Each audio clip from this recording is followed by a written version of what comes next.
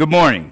I'd like to call the April 5th, 2021 meeting of the Cumberland County Board of Commissioners to order. We also do a remote meeting, and so at this time I would like to call on the member that is here remotely. Good morning, Commissioner. Good morning. Thank you for being here this morning. Hope you're doing well. Doing better, thank you. And Commissioner Tony Stewart, that's who we're talking to. At this time, would you stand with me for the invocation as well as the Pledge of Allegiance?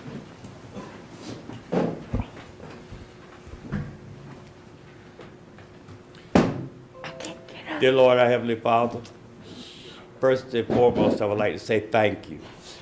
Thank you for allowing us to assemble here this morning to do your will, as well as the people here in Cumberland County. We are very grateful and humbled for the opportunity that you have presented to us and that you have given us to serve in such a capacity where we can do what's right and help each and every person in this community live a life that you will want them to live. Lord, please give us direction and guidance in all of our decisions, and take care of each of us. And Lord, at this time, I would like to ask you to bless one of our commissioners, Commissioner Tony Stewart, while she recovers this morning, Lord.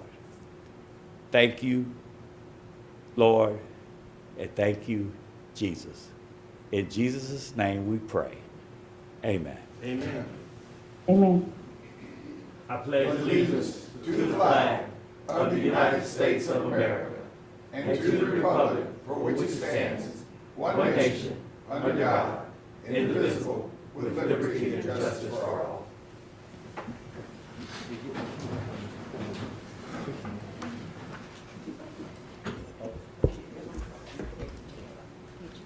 Madam Manager, good morning. Good morning, Mr. Chairman and Commissioners.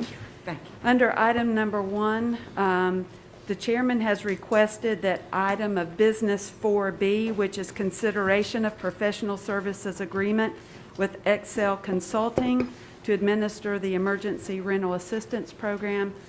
There has been a request to remove that from today's agenda and add it to the agenda session this Thursday at 1 o'clock.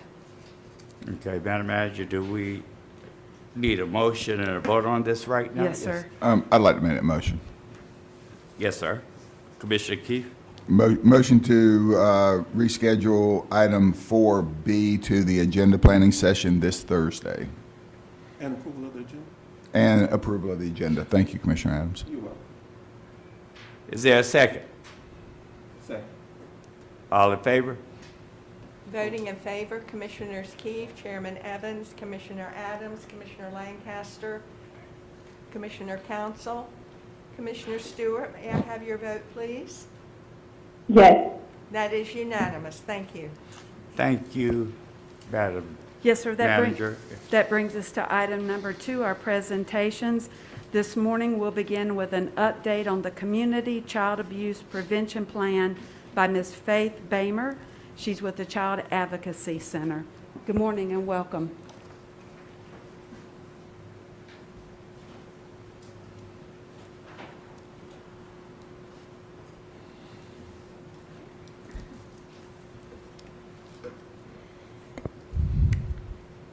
Thank you for the opportunity for us to come back and share an update with you about our work with SOAR, which stands for Strengths in Overcoming Adversity Through Resiliency. My name is Faith Bamer, and I'm with the Child Advocacy Center, and myself and Liz Simpler co-lead this community coalition of SOAR.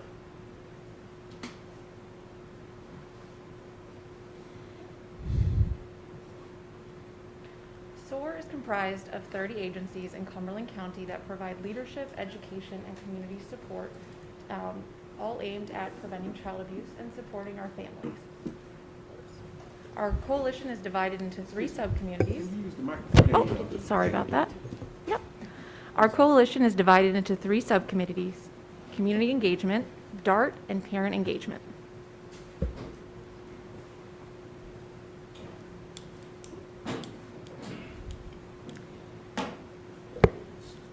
community engagement has set 2 goals the past few months. The first one is we want to develop communication briefs by means of videos.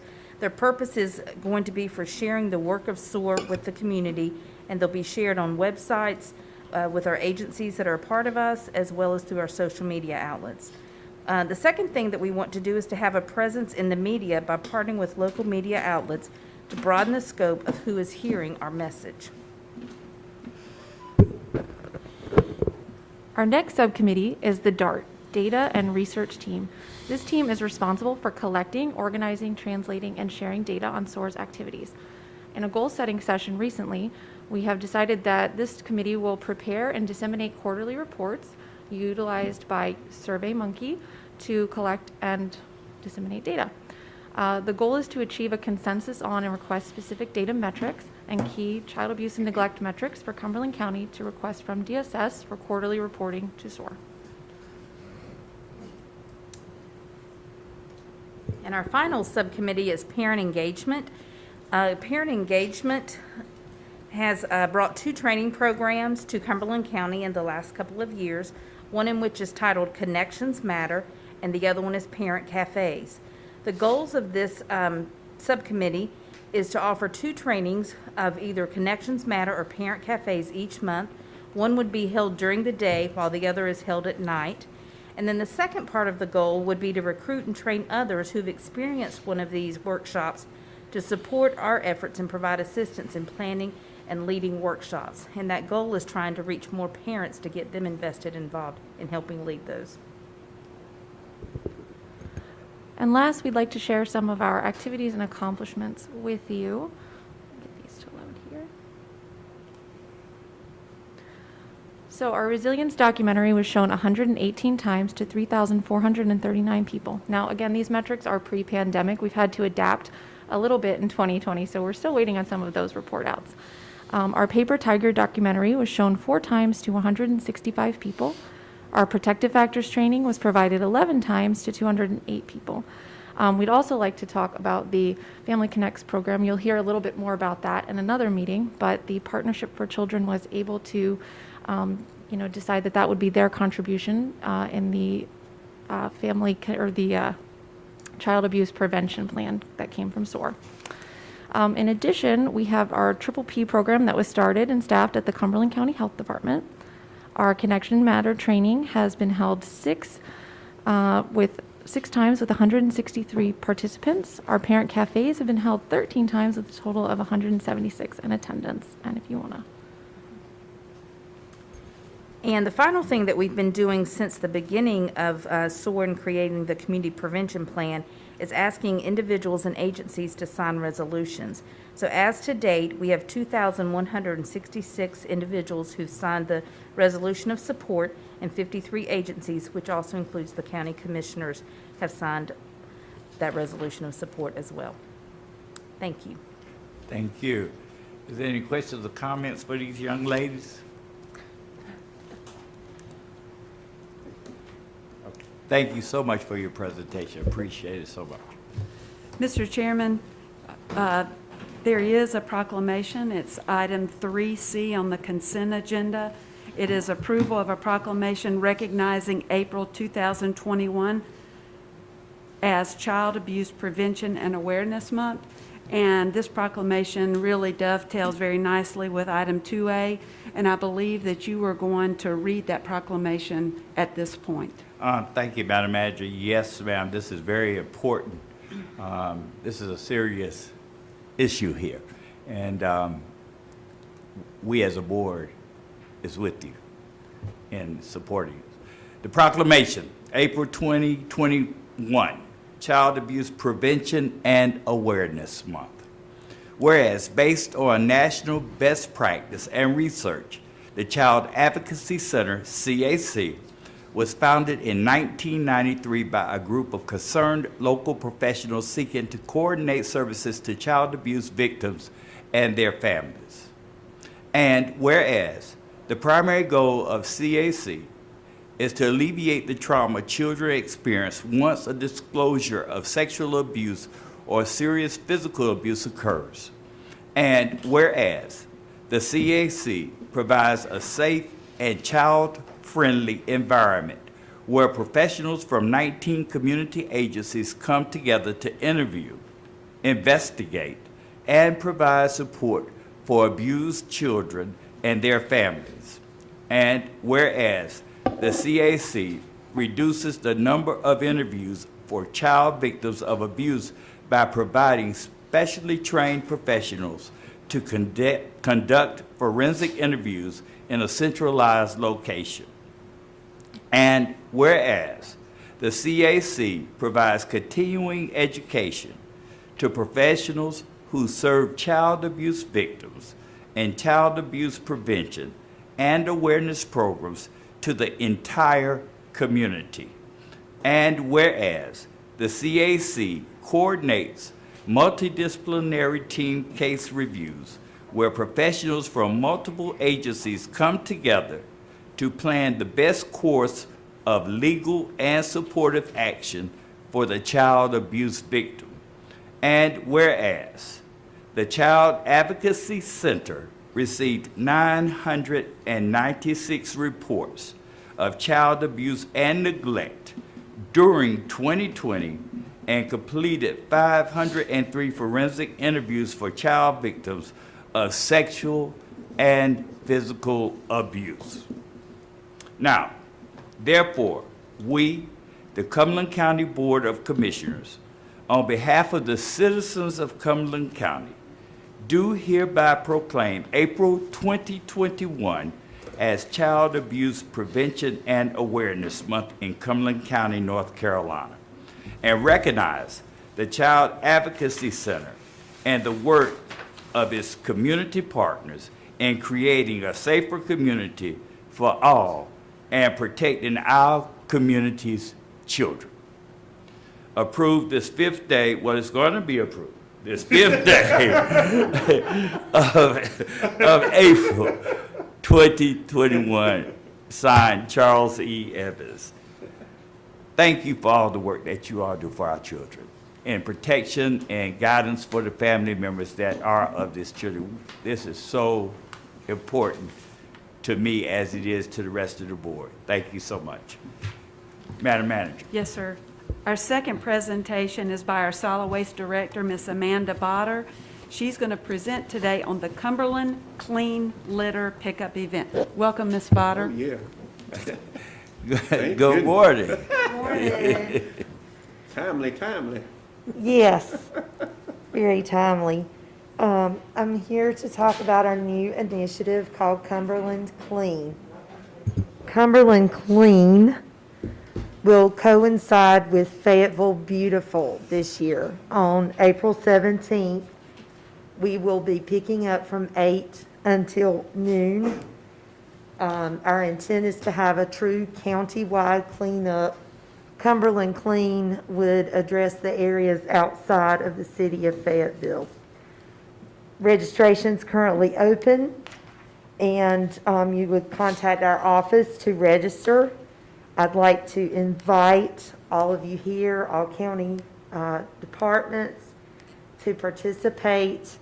Picking up in a litter pickup truly gives you a different perspective on the issue.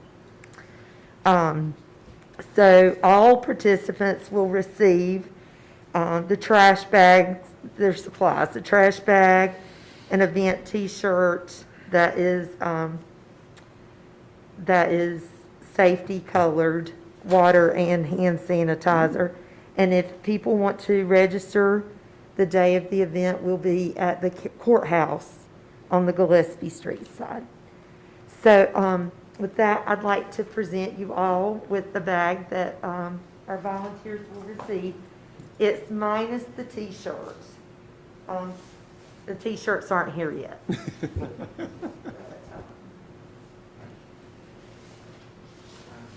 Oh, man, that's what I wanted, the T-shirt. We'll get you. Thank you so much.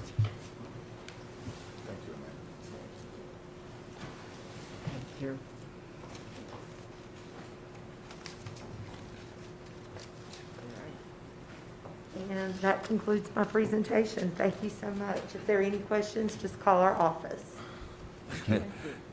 Thank you for your presentation. Madam Manager. Yes, sir. Our third presentation is an update on veteran services. Each month, we're going to have a department head come and speak about the services they provide. We're pleased this morning to be joined by our Veteran Services Director, Mr. Eric Redrick. Good morning, Mr. Redrick. Good morning. Good morning, Commissioners. sir. Good Welcome. morning.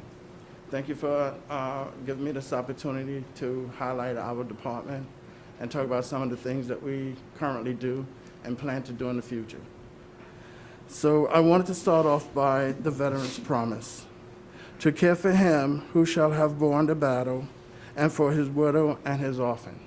This was a statement that President Lincoln made after the war that determined that many veterans were being taken advantage of because of the health care and claims that they had service-connected conditions, and they wanted something established to where it would be an easier process for them to be treated. And therefore, the Department of Veteran Affairs was created.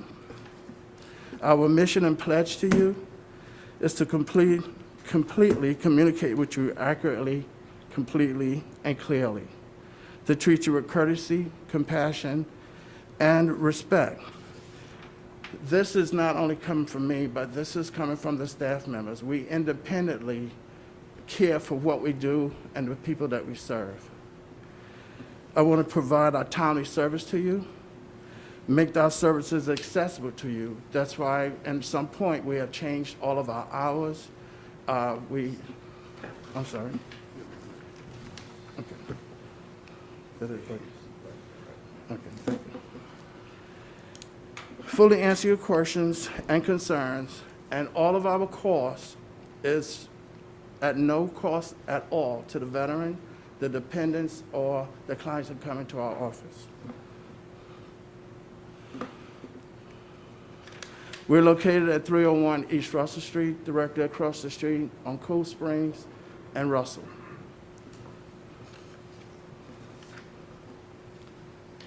Our hours are Monday through Friday from 8:30 to 3.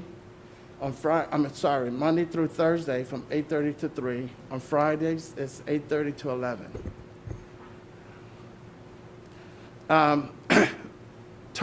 Claims are time sensitive. So therefore, these hours you may have a question about why we're not working from 8 to 5. However, claims are time sensitive, so these claims must be processed by the end of the day or by the end of the month.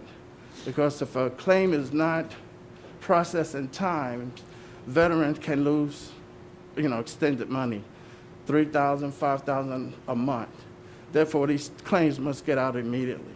So, Mr. Redrick, just to clarify, you are open 8 to 5. These are just the hours that you have appointments. Is Yeah. that correct? Yes. Okay, thank you. So these are appointments for clients. Yes, sir. However, come May 5th, we will open our doors by appointment only. We will still receive the same capacity of people we did see prior to these hours being established.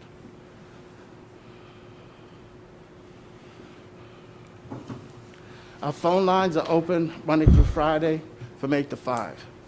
Each individual, along with our administrative people, will be there to answer any calls that come in. These individuals here, I'm sorry. Skip too far. This is our staff. Of course, I'm the director there. Johnny Rodriguez, Monisha Bland, Todd Shockley, Randall Blackburn, and our administrators, Michael Della Rosa and Sylvia Andrews.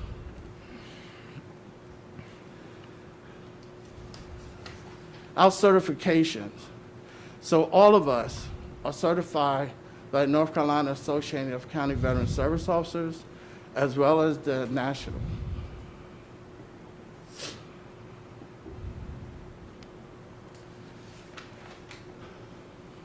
All of our service officers must complete each year 16 continuing credit hours.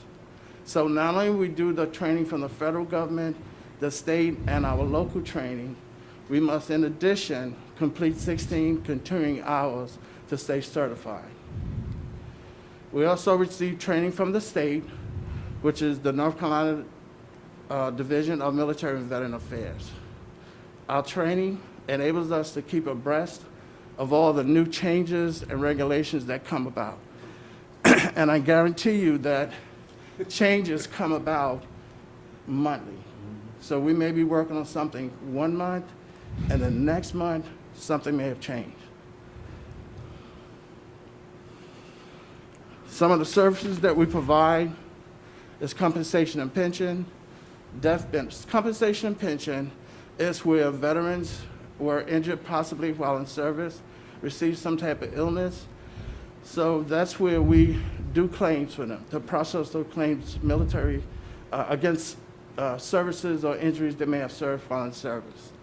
Death benefits normally are for surviving spouse or dependents. When a veteran passes away, they could be receiving $4,000 or $5,000 a month. When that veteran passes, all services or benefits for him ends. So now VA has to focus on the surviving spouse. Education, we have some veterans that may be injured and can no longer do the job that they were trained for or educated for that purpose. Some in administration, some may be in medical, but if you have a service-connected condition, you may not be able to still continue that job. So they will go back to training, go back to school, and receive a degree in a different field to keep them able to take care of their families and themselves. Home loan guarantees, VA stands behind each claim or each veterans that go to purchase a home or want to buy land. VA promises that if the veteran's finances are in good standing, then they will back that loan. So if the veteran fails to pay those bills, then VA will come behind and say, we will make sure that this bill is paid and we will get that money from the veteran. Outreach services, which allows us to visit hospitals, sick and shut in. Those that live in rural areas, we're able to go out and see them and help them with the same benefit services that we do for the clients that come into the office. We assist veterans with questions and concerns for medical. Many comes into the office and they don't know what to claim. They realize that they had service injuries while in service, but they don't know exactly how to go about it or what conditions they may be applying for, so we kind of give them a guidance. We are the go-between between the VA and the veteran.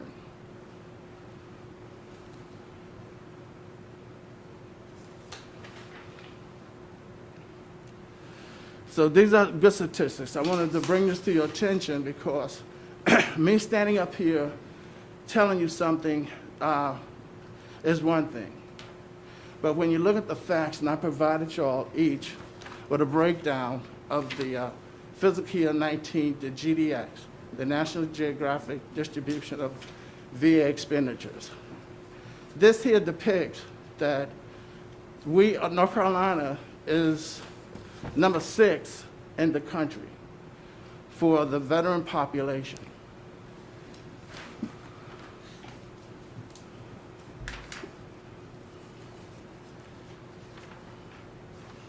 However, for compensation and pension revenue coming into the country, we are rated at number 4.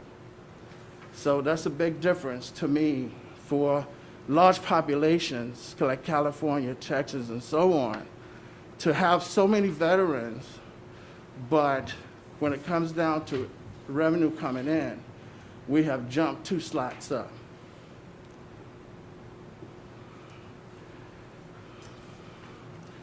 These statistics here showed that for fiscal year 19, Cumberland County, well, let me back up for a minute. Fiscal year 19, this is 2001. We're about to go into 2022. These statistics here are already a year and a half late.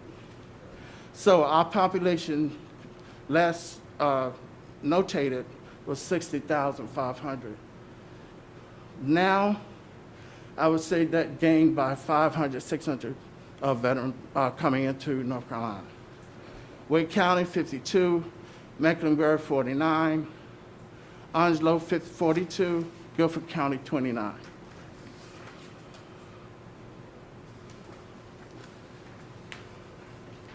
This is the difference here. Fiscal year 2018, Cumberland County has gained 656 veterans. Wake County has lost 144. Mecklenburg have gained 466. Onslow has gained 2,285. Guilford County has lost 644. Now, the reason these figures fluctuate so much is that there are some states that are tax-free states. So veterans choose to reside in those counties and those states that have tax-free income.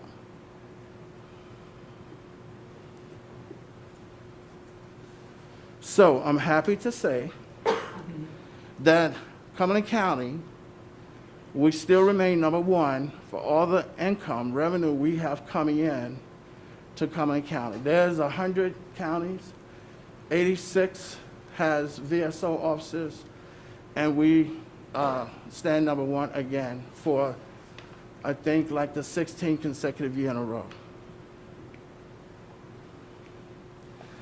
At the current time, Mecklenburg has 12 VSOs. Wake County has 4. Onslow has 7. Cumberland County has 5. And Guilford County has 4. Just to be advised that we are all the VSOs in these counties are trying to increase our VSO staff because we anticipate the numbers continue to grow each and every year.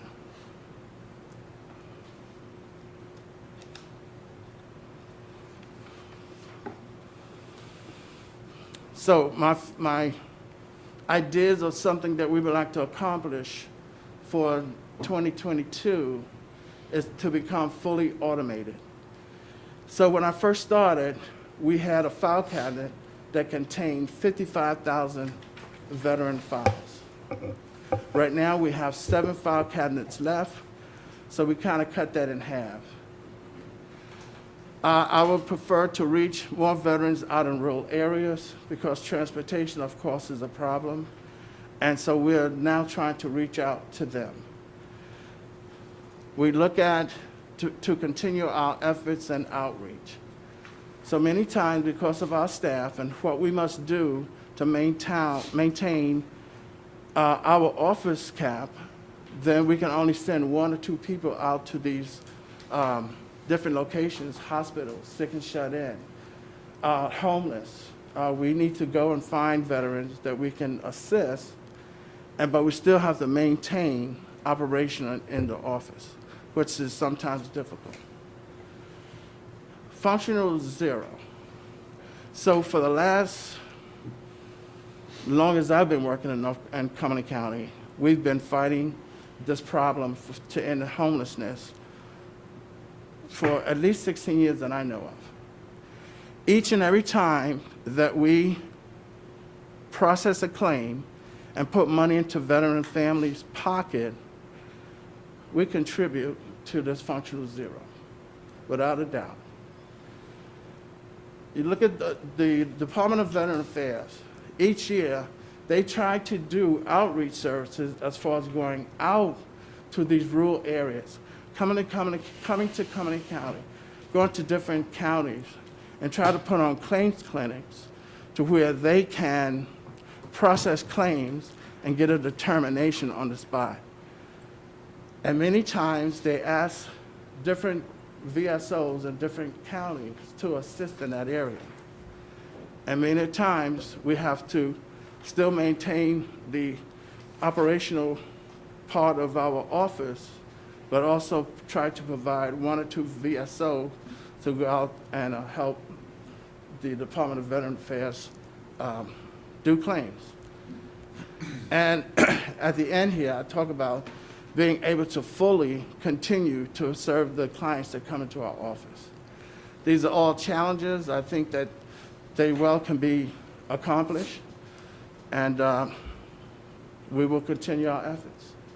I thank you for your time, and if you have any questions, I'll be welcome to answer. Thank you for your presentation, Mr. Reddick.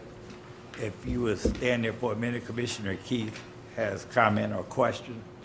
Oh, thank you. So, Mr. Reddick, Yes, sir. very much appreciative of what you do. And, you know, so many times we say this about active duty, but thank you for your service and the service of your team. You know, personally for me, yeah, I am the son of a veteran myself. I have an active duty son-in-law. I know Commissioner Evans is also a veteran. What this tells me is a couple different things. First of all, the veterans in our community are in they're an industry. The pension and the compensation that comes in is as good as any corporate industry that could ever come in here. And therefore, they require the services that, like many times that we do here. If I were to ask you during this last year, and I don't believe your office shut down at all, did they? Not at all. Not at all. And I know there were veteran services places across the state that did have some lapse in That's service. correct. That's correct. So thank you for the leadership doing that. But if you were to, right here on TV, talking to veterans, what would you say that the veteran services can offer that they may not know, not only for this time during COVID, but for other opportunities that they may have to come visit you? Okay, so right now, we have veterans working from home, and our services has not stopped. So right now, thanks to the IS department, we have this system now to where if a phone call comes in to our department at anyone's particular desk, that call can be transferred to their location at home, and they can still process that claim. When we look at individuals that are sick and shut in, we can, you know, it takes at least two individuals to go out to assist them, male or female, as security measures to make sure that once we go into someone's house, we can process their claims. We can do internet and online phone call conversations to where we can send information to them. They can sign, send it back to us, and we can continue to process the claim.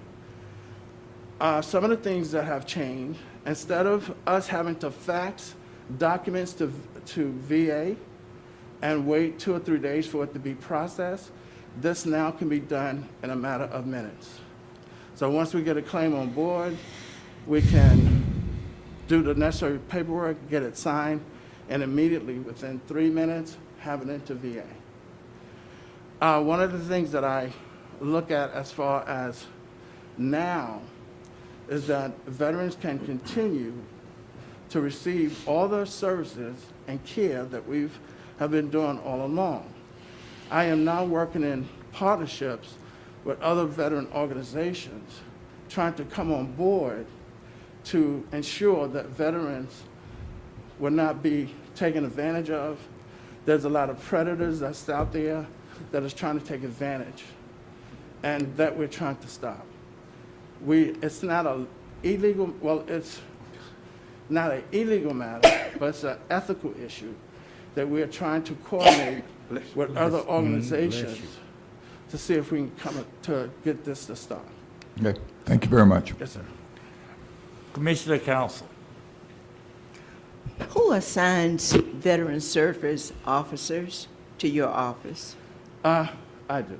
You do. And, go ahead, ma'am, I'm sorry. I am appalled at the number that you have to serve Cumberland County compared to the other counties.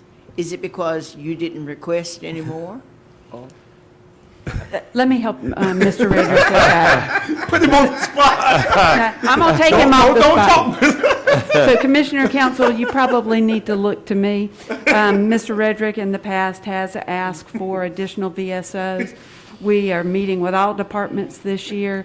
Mr. Redrick has asked for some assistance, and we're considering that as a part of the budget process. I got it. I'll be looking for it. So, I do want to say something, please, is that we understand that the county has so many different departments, so many different issues that's going on, that, you know, we understand the process. I think that, I'm sorry? I said, don't talk yourself out of some. You've already made the sale, don't talk yourself out of it. No, that's not my intent at all. But I do want to know that there's not just veteran service that has to be looked at, there's other departments, and their priorities may be a lot different than us. I like it. So, Commissioner Adams. Thank you, and we've had conversations. And the numbers, we've seen the numbers are outstanding. I got a couple of things. But when you do veteran services, it's just not veterans in Cumberland County. They may come from Hope County, Moore County, and all of those counties, right? since the closing of, or the shutdown due to the pandemic, is that because other counties have been closed, we've been accepting them.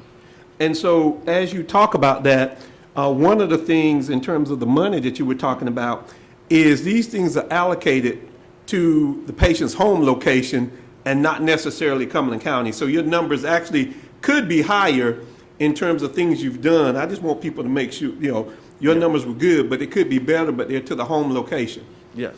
And you talked about the home guarantee, right?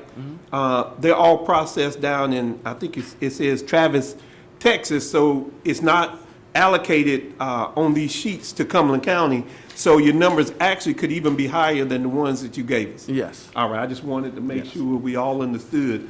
You know, I've got a church trustee says it's a poor frog that won't croak in his own pond, so I'm going to croak for you, so thank you so very much for what you do. Thank you. I did read all of that you gave me. Thank you.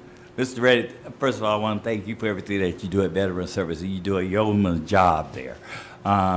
We have so many veterans here in Cumberland County who need your assistance that you provide, and we're very grateful for you for that. I also believe that the individuals that you need in your office, I pray and hope that the Board of Commissioners and staff look at it real good to supply you with the additional help that you need, because you made that very clear that you needed services from us to help you with that, to help the veterans. So thank you for that. You and our county manager, yourself and I had the opportunity to talk about information getting out to veterans, telling them exactly what services you provide there. And I hope that you all are still working on that with the advertisement as far as the billboards and whatever it takes. Yes. Because we need to do that. Yes, I understand. This is Cumberland County, and we're home to as you pointed out, we're home to a number of veterans, and I do want to thank you Thank you, sir. for the job that you're doing. Thank you very much. Yes, sir. Thank you. Any more comments or questions? Thank you, sir. So y'all have a good day. Madam you. Manager? Yes, sir. Item number 3 is your consent agenda. Motion to approve the consent agenda. Second. Oh, I'm sorry. Yes. I'm sorry. Commissioner. I'd like to pull for just a confirming question, item 3, I think it's G and H, and 3G and H. Okay. Could you amend your motion? Approval of the consent agenda, taking out G and H. Is there a second? Second. Commissioner Council, thank you. All in favor? Voting in favor, Commissioner Keith, Chairman Evans, Commissioner Adams, Commissioner Lancaster, Commissioner Council, Commissioner Stewart, your vote, please. Yes. Thank you very much. That is unanimous. Thank you, Madam Thank you, Clerk. Mr. Yes, Chair. Commissioner If I King. could, item 3, G and H, I'd like to ask the county attorney. Yes, sir. You want to speak from there, or do you want to come up here? Can you hear me with this, with the, Sure. Okay, I've asked a number of different times about our program. A number of these, the sale of surplus properties are being sold at less than 30% of what the assessed value is on a number of different things. But one thing that stuck out on this one, there was one organization that purchased a number of these properties, and I noticed that they still have delinquent taxes owed to Cumberland County. Is there any sort of policy to where we'll continue to sell to someone who owes back taxes? there is no policy that restricts bidders, but the board can certainly direct that be put in place. So there's no restriction on anyone to be able to purchase regardless of their financial standing? We don't look at that at all, or their ability to Well, pay? making a bid, of course, the bid has to be accepted and then subject to upset bid, and then the final approval by the board. Would it be acceptable, and maybe we can bring this to an agenda session, that could we go through the foreclosure process with the verbiage in there that says all debts to the county must be satisfied before this happens, or could that be part of the legal statement? We can check to see if, my office can check to see if anyone is making a bid or proposing a bid owes delinquent taxes, and then if it's the board's policy not to accept those bids from entities or individuals that owe taxes, that can be done that way, but it wouldn't have anything to do with the foreclosure. A lot of these lots or properties we've held for years. The foreclosure, I don't think I have the information on the final thing, but it would be on the first one, the year that we acquired the properties with the foreclosure. It just strikes me as kind of odd. We're selling some property for less, that the person owes more money in back taxes than what we're selling the property for. So I'll make a motion to approve these sales, Mr. Chairman, but go ahead. If that's your issue, and I think that's a valid issue, why don't you table these to have that brought to the agenda setting conference so we can figure it out and then bring it back for approval? Unless you just want to go ahead and approve these. If that's an issue, it's an issue. It's an issue. I personally, I don't think any of us in our business would sell something to somebody that already owes you a bunch of money. And I guess these would go through because you end up with a new policy, and this is an old one, so you may want to do these and then bring it back to an agenda setting conference for a policy. I can do that. I can do that. So, Mr. Chair, with that, I'll make a motion to approve items, I think I said G and H. Is there a second? Am All in favor? You had a question? Oh, I'm sorry, Commissioner Council. Oh, my gosh. Keep moving. Yes, ma'am, Commissioner Council. Am I understanding that you are putting on the agenda session new guidelines for us to consider? I have not requested that. Oh, You haven't requested I haven't it, requested it for this meeting coming up on Thursday, but some for future yeah, meetings. it's a future but you meeting. will at a Yes. future meeting? Yes. All right, I agree also. No more comment. Any other comments, questions? Thank you, Commissioner Council. Yes? The vote. Yes, sir. Yes, ma'am, I'm sorry. Call the vote. My apologies. Ma'am? She's saying call the vote. Okay. Commissioner Keefe, your vote? Yes. Chairman Adams? Chairman Evans, I'm sorry. Commissioner Adams, your vote? Oh, are you doing a roll call? You've been doing them all, just us raising our hand. Yes, I guess we changed. Commissioner Lancaster? Commissioner Council? Yes. Commissioner Stewart, your vote, please. Yes. Thank you very much. That is unanimous. Mr. Chairman, that moves us to item number 4, and we have one item of business.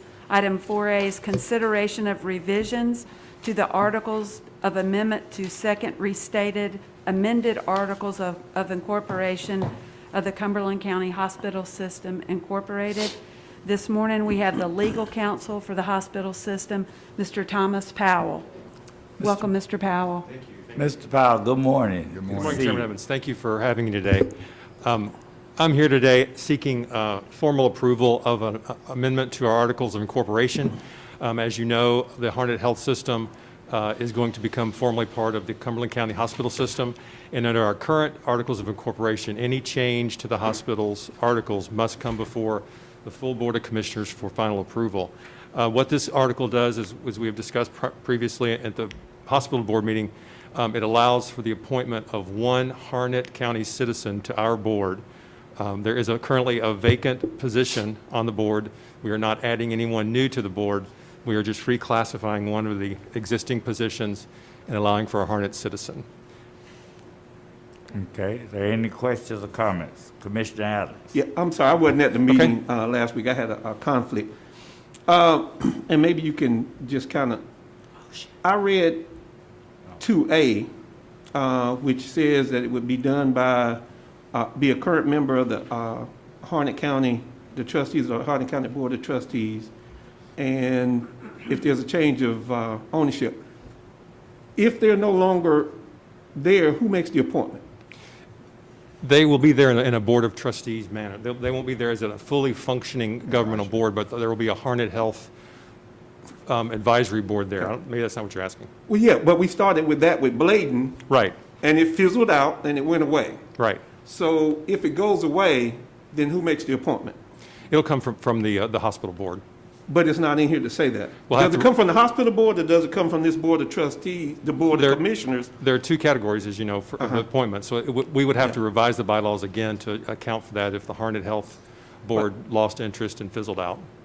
That's why I don't understand why we just didn't do it now, is that if, to add that language that if that board doesn't sit there, that it's done by the Cumberland County Board of Commissioners on the recommendation from somebody from Harnett County, either their Board of Commissioners or somebody, but it just doesn't make sense to wait for the problem to exist. I mean, we know it happened down in Bladen. They just went away. Right. Hope doesn't have one. And so as you just have one person, you may have that advisory board, but as we go down the line and they figure out they don't have quite as much power as they, you know, they tend to fizzle out. That was, Sure. it just didn't get to who made that appointment. Right now, they are very enthusiastic about continuing. And Yes. this was a negotiation back and forth. So I think for us to have included that language, basically saying, we understand that eventually you're going to self-destruct, that would not have been a successful negotiation point for them. So we are assuming that they're going to continue to function at that point, so we can make this all happen and we can become one big happy family. And I guess my last question is that for Cape Fear Valley, either this board or Cape Fear Valley's boards Fear. make those appointments. Cape Fear. Cape Fear, I'm sorry, Cape Fear Health System makes that appointment. Here, we're giving it to another entity that we have no control over, and not that you get people who, you just don't have any control over the appointment from the county. I believe the resolution says recommend, that they have the right to recommend to us the member to serve on the board, and then the the Cape Fear Valley Health System Board certainly could reject that and say, no, send us back another one. And that point was specifically discussed in our conversations with the Harnett Healthcare Board. So Cape Fear or Cumberland County, or the Board of Commissioners? Cape Fear, Cape Fear. Okay. Okay. Commissioner Counsel, before I come to you, I was just, a lot of the points that you had brought up, were brought up at the meeting. We specifically identified that this would not be a commissioner appointee, because first of all, we're restricted to be in Cumberland County.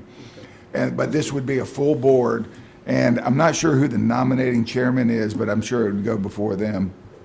Oh, that would be you, Commissioner Adams. That would be you, Commissioner. Now, it is a full hospital board appointment. So it's not in the category, just an appointment? Because, we have categories. Okay. Right, correct. Thank you. Commissioner Counsel.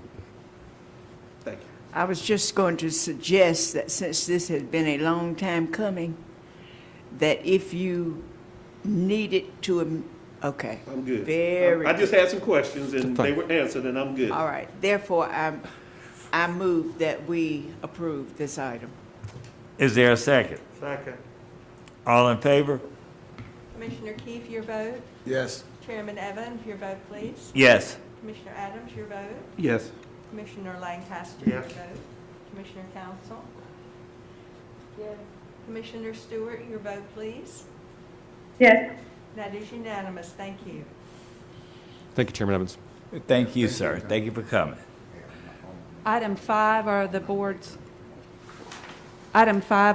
nominations. We have 2 this morning, the first one being the Social Services Board. Mr. Chair?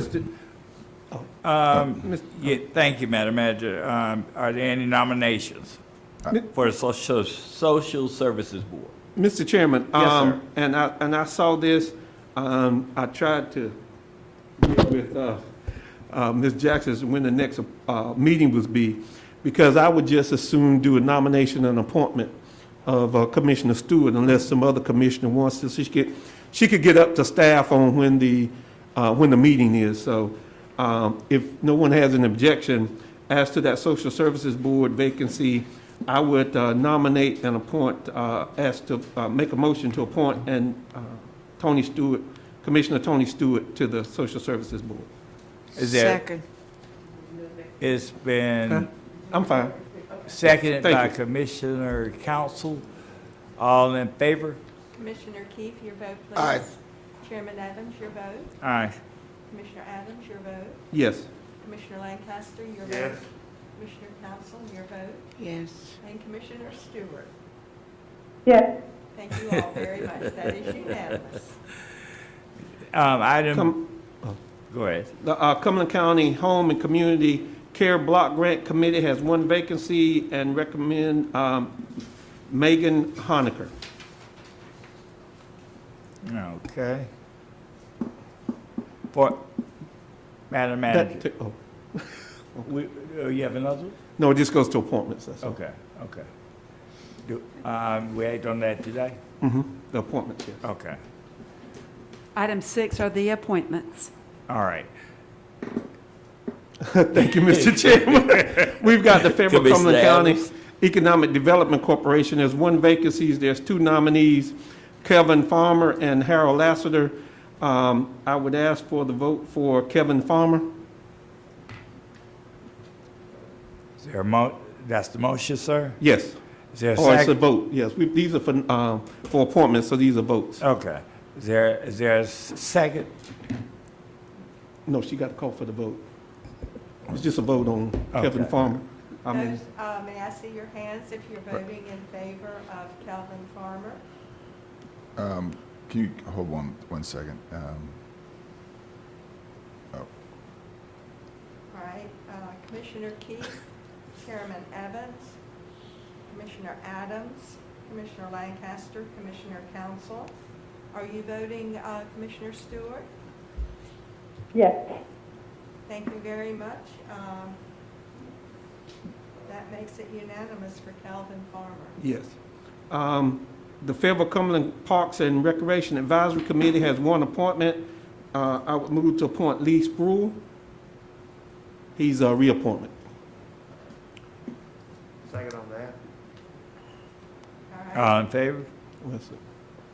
Commissioner Keefe, your vote. Yes. Chairman Evans. Yes. Commissioner Adams. Yes. Commissioner Lancaster. Yes. Commissioner Council. Yes. Commissioner Stewart. Yes. That is unanimous. And Mr. Chairman, may I clarify the second to that motion, please? Yes. Thank you very much. Thank you, Madam Clerk. And Mr. Chairman, there are, Joint Planning Board has 1 vacancy. There are 2 nominees. The first nominee is James Baker. I'd ask for all of those who would vote for Mr. Baker. Is there a motion? Yes. Second. All right, so the second was by Commissioner Lancaster.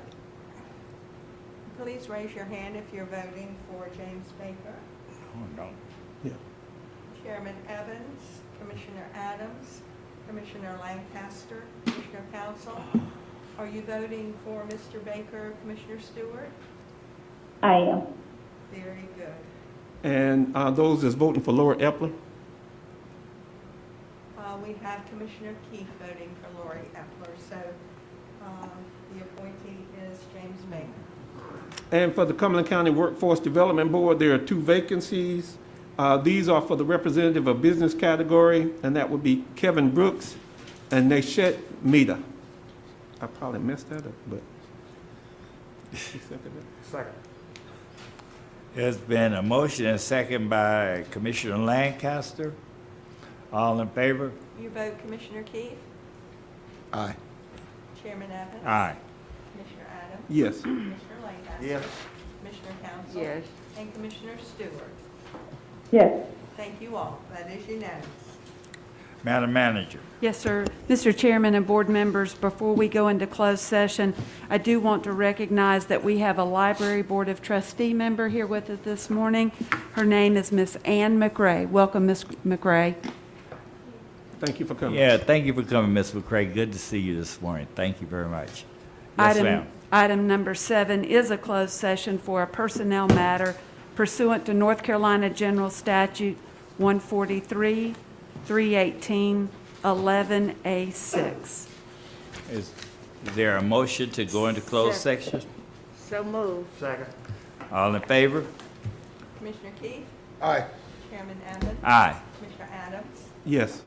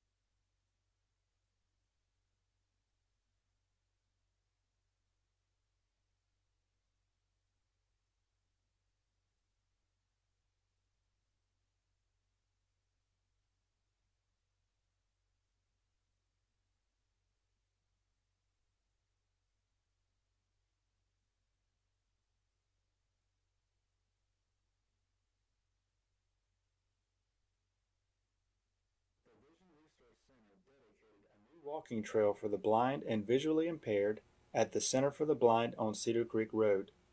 The event was held October 15th to coincide with National White Cane Awareness Day, a national observance that recognizes the independence and accomplishments of the blind. The trail is a quarter-mile-long loop of gravel on the center's 7-acre property. Executive Director Terry Thomas said the trail will improve the quality of life for blind people by offering a safe place for fitness and recreation.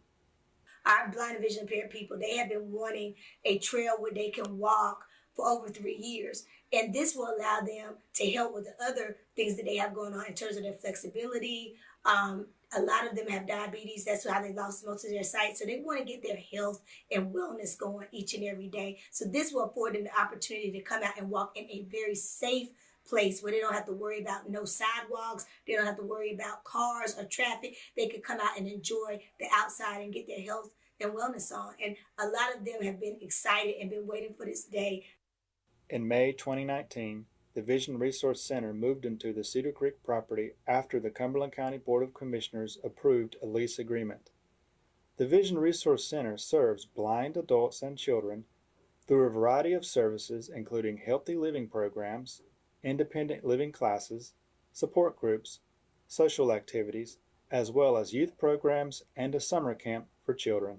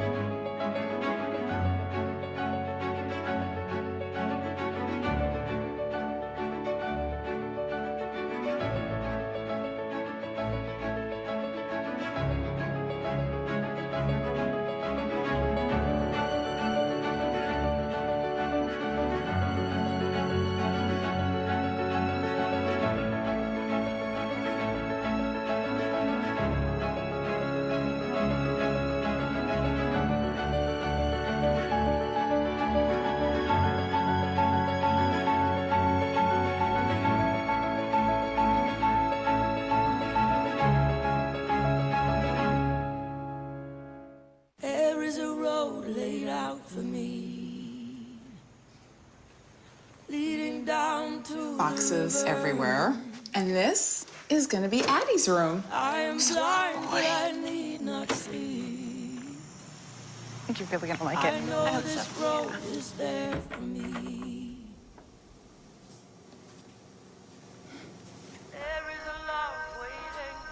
First night here, but Amy seems cool. Down by the river. I am blind, but I need not see. I know this love is there for me. Nice and slow. If I got I'm this. free,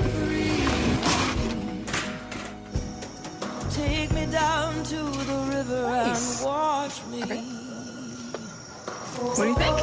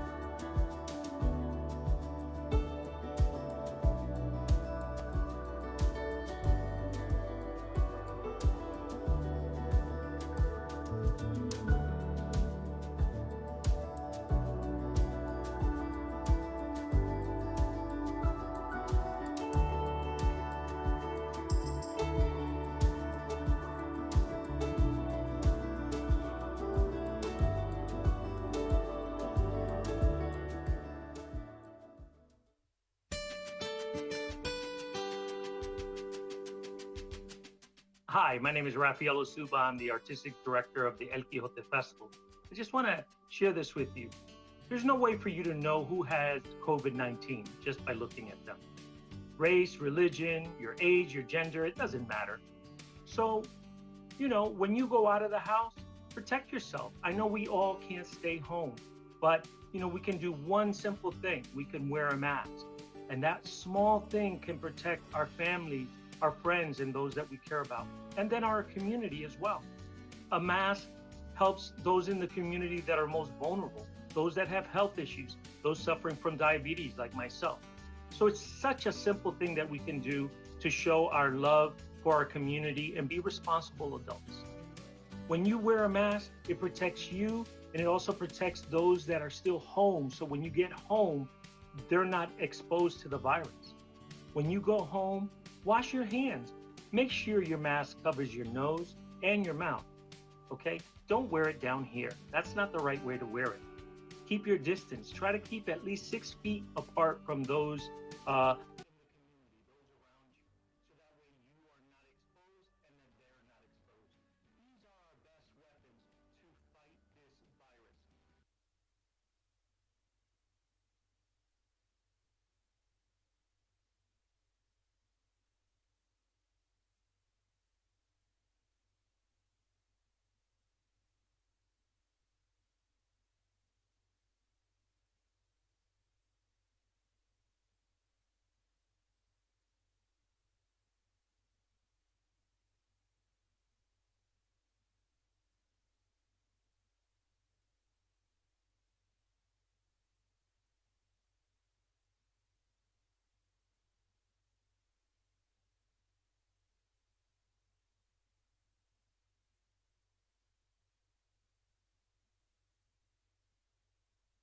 Okay, we have a closed session. Madam Manager, Motion to go out of closed session.